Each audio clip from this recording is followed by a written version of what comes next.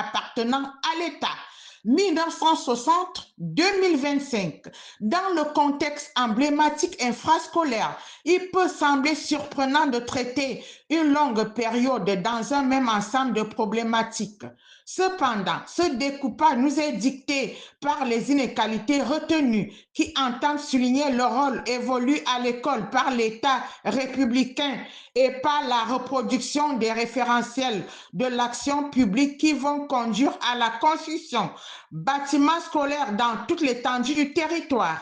Comme nous l'indiquons plus haut, c'est d'abord sur le registre de la normalisation que les choses se nouent. Les questions ouvertes par les autorités publiques doivent déboucher sur la promulgation de la loi 1989 qui demande l'instauration des normes éducatives en milieu scolaire, rendant plus précise l'évolution et son contexte, l'école obligatoire. Les premières questions seront détectées au sein de la population scolaire afin de leur apporter des classes de perfectionnement et des enseignements à même de favoriser leur utilisation sociale. Pour les seconds, leurs normalités doivent être visibles pour s'inscrire dans les non-stigmates scolaires éluctables qui confinent à l'acquisition des habitudes de vie éducatives. Au plan classificatoire, le critère de la normalisation établi en référence avec une échelle des acquisitions scolaires étalonnée selon l'âge de l'élève, censé rendre compte de l'intelligence de l'enfant.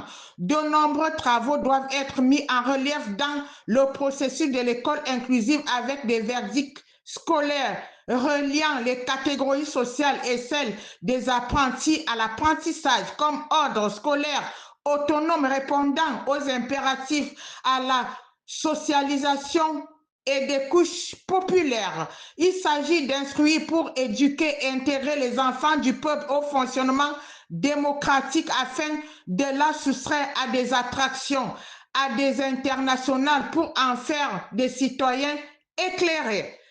Au-delà des œuvres de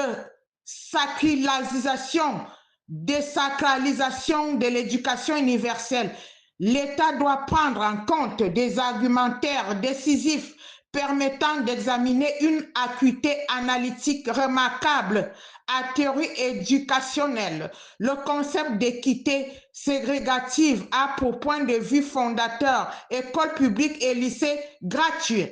Les écoles publiques et des lycées appartenant à l'État régit l'équité de chaque enfant sur le principe supérieur de la justice sociale. L'équité implique nécessairement l'égalité, la gratuité sans moindre abstinence charnelle des coûts exorbitants qui pénalisent les élèves démunis. Chaque enfant dispose d'un égal part reçu par le gouvernement qui doit agir en sa faveur avec une école de qualité. Leur proposer la notion de l'équité égalitaire pour désigner les discours fondateurs sur l'égalité des enfants devant des instructions et celles d'équité ségrégative qui sont argumentées en faveur des formes éducatives diversifiées selon l'origine sociale des enfants. En effet, une meilleure justice est à construire dans l'avenir progressif de l'humanité pour le présent. L'école se doit de scolariser tous les enfants du peuple à l'intérieur de limites de la vision des nouveaux bâtiments scolaires, équipement de tables et bancs, approvisionnement des fontaines d'eau, installation des toilettes publiques.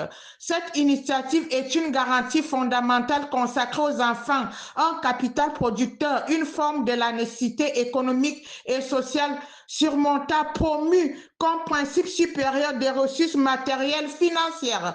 La fondatrice et ses équipes mettent un champ d'investigation sur les distinctions qui relèvent l'heuristique de la dépense, de l'équité ségrégative, égalité à travers les revendications de l'enseignement unique. La dernière apologie de détour ségrégative doit être développée sur la plume et écarter des bénéfices aux bénéficiaires. L'évolution scolaire des élèves est une sociologie éducative sans mettre en place les marchés illégaux qui détruisent la vie éducative des enfants vulnérables, orphelins et ceux vivant dans les zones retirées. Fin de citation.